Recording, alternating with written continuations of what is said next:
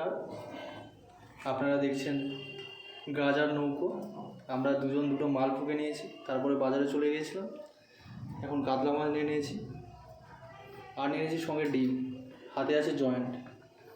চলো সঙ্গে থাকো, দেখতে থাকো, আর জয়েন্ট ফুকতে থাকো। কাতলা মাছ খেতে খেতে এখন আমরা মালটা বানিয়ে নিচ্ছি।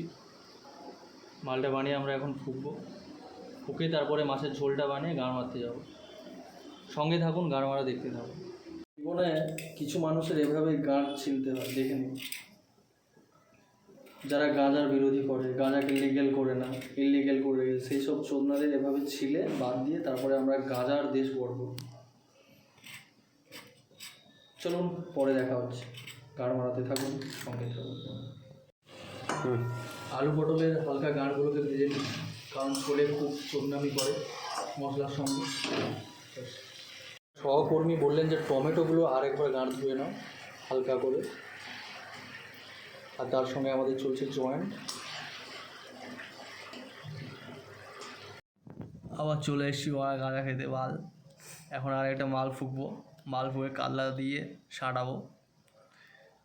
চলুন মাল কাটাটা দেখে নিন। বীজগুলো এখন আমাদের কাছে মাল কম আছে, তাই বীজগুলো খেয়ে নেব। বীজ যা আছে একদম ফিনিশিং হবে। চলুন।